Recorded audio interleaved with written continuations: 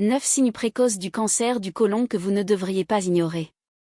Bienvenue dans cette vidéo dédiée aux signes avant-coureurs du cancer du côlon, un sujet de santé essentiel pour tous.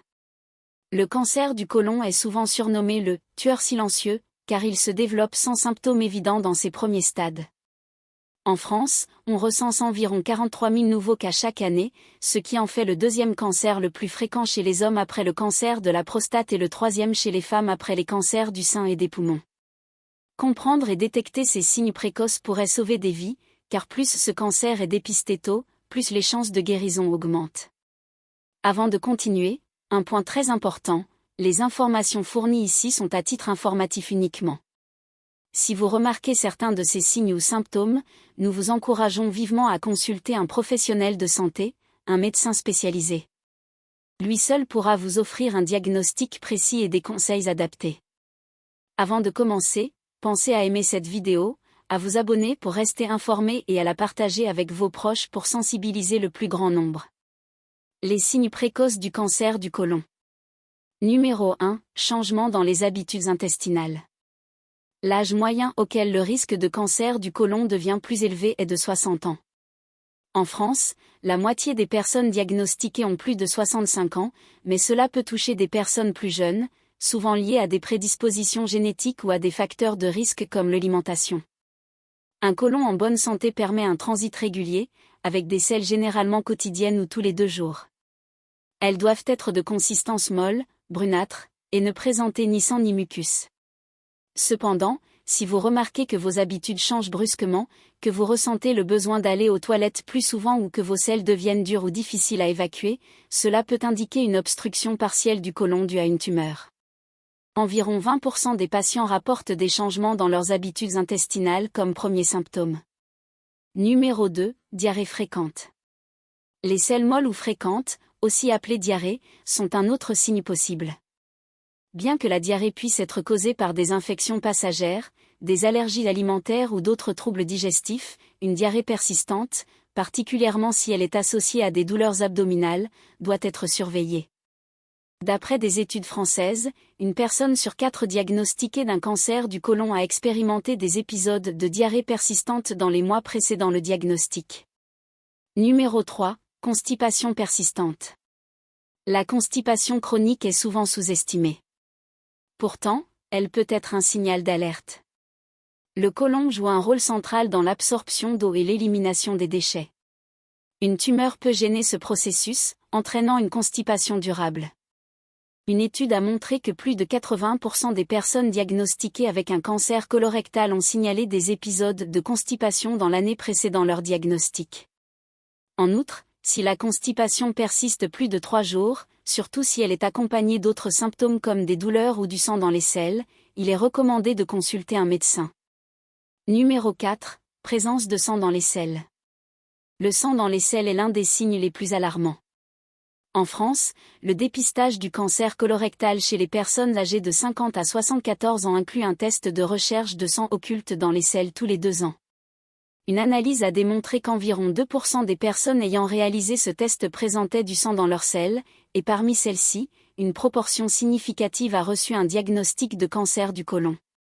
Le saignement peut provenir de la tumeur elle-même, mais il peut aussi être causé par des polypes, qui sont des petites excroissances pouvant devenir cancéreuses avec le temps. Numéro 5. Saignements rectaux. Les saignements au niveau du rectum, bien que fréquents et souvent causés par des hémorroïdes ou des fissures anales, peuvent également signaler un problème plus sérieux. La majorité des saignements rectaux n'est pas associée au cancer, mais il reste essentiel de consulter si ce symptôme persiste. Un saignement rectal qui ne guérit pas, surtout s'il est accompagné de douleurs ou de changements dans les selles, doit être pris en considération. Numéro 6. Ballonnements inexpliqués ou douleurs abdominales. Les ballonnements et les douleurs abdominales sont des symptômes que de nombreuses personnes associent à des troubles digestifs passagers. Cependant, des ballonnements récurrents et sans cause apparente peuvent indiquer un problème sous-jacent. En France, les ballonnements et douleurs sont rapportés chez environ 30% des personnes atteintes de cancer colorectal avant leur diagnostic. Il est donc crucial de surveiller ces signes, en particulier si les douleurs sont concentrées dans la partie inférieure du ventre. Numéro 7. Fatigue constante. La fatigue peut sembler anodine, mais une fatigue persistante, même après du repos, peut être le signe que le corps lutte contre une maladie. Les cellules cancéreuses peuvent provoquer une anémie en réduisant le nombre de globules rouges, ce qui entraîne une fatigue inhabituelle. En France, plus de 15% des cas de fatigue inexpliquée sont reliés à une anémie, un symptôme parfois observé chez les personnes souffrant d'un cancer colorectal. Si vous vous sentez constamment épuisé, sans raison apparente, et que cela ne s'améliore pas avec le repos, il est conseillé de consulter un médecin. Numéro 8. Perte de poids inexpliquée. Une perte de poids rapide, surtout sans changement dans le régime alimentaire ou le niveau d'activité, est un signe préoccupant. Environ 20% des personnes diagnostiquées avec un cancer colorectal rapportent une perte de poids significative dans les 6 mois précédant le diagnostic. Le cancer peut provoquer une diminution de l'appétit et une altération du métabolisme, ce qui entraîne une perte de poids involontaire. Numéro 9. Sensation de satiété permanente. Une sensation de satiété permanente, même sans avoir mangé, est souvent négligée. Cette sensation peut indiquer une obstruction ou un dysfonctionnement dans le système digestif, causé par une tumeur dans le côlon. Si vous ressentez cette sensation fréquemment, il est conseillé de surveiller ce symptôme et de consulter un médecin en cas de persistance. La prévention et le dépistage du cancer du côlon. En France, le dépistage systématique du cancer colorectal est proposé aux personnes de 50 à 74 ans. Ce dépistage, réalisé tous les 2 ans, repose sur un test immunologique de recherche de sang occulte dans les selles, permettant de détecter d'éventuelles anomalies avant l'apparition de symptômes visibles. Ce test, gratuit et pris en charge par la Sécurité sociale, a permis de sauver de nombreuses vies en détectant le cancer à un stade précoce. Malheureusement, seulement 30% des personnes éligibles participent actuellement à ce programme de dépistage. Le cancer colorectal, bien que souvent associé à des facteurs de risque génétiques, est également influencé par les habitudes de vie. Une alimentation riche en fruits et légumes, la pratique régulière d'une activité physique, et la limitation de la consommation d'alcool et de tabac sont autant de mesures qui peuvent réduire le risque de développer ce cancer. Il est également recommandé de privilégier une alimentation faible en graisses saturées et de limiter la consommation de viande rouge et transformée, reconnue comme facteur de risque par de nombreuses études. Les traitements et les chances de guérison. La bonne nouvelle est que si le cancer colorectal est détecté à un stade précoce, les chances de guérison sont élevées. En France, le taux de survie à 5 ans pour un cancer colorectal détecté au stade initial est de 90%. Cependant, lorsque le cancer est diagnostiqué à un stade avancé, ce taux chute à environ 12%. Les traitements incluent généralement une intervention chirurgicale pour retirer la tumeur, complétée par une chimiothérapie, dans certains cas, une radiothérapie.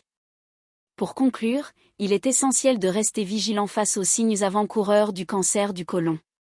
Adopter des habitudes de vie saines et surveiller les changements dans notre corps peut faire une réelle différence pour notre santé et notre bien-être.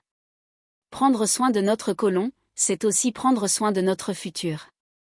Si vous avez trouvé cette vidéo utile, n'oubliez pas de la liker et de vous abonner pour ne rien manquer de nos prochains contenus santé. Partagez cette vidéo avec vos proches, car ces informations peuvent littéralement sauver des vies en aidant à détecter plus tôt les signes d'un éventuel problème. Et maintenant, dites-nous en commentaire, avez-vous déjà remarqué certains de ces signes, ou bien quelles sont vos habitudes pour maintenir une bonne santé digestive? Vos retours sont précieux et pourraient encourager d'autres personnes à agir pour leur santé. Merci d'avoir pris le temps de regarder cette vidéo.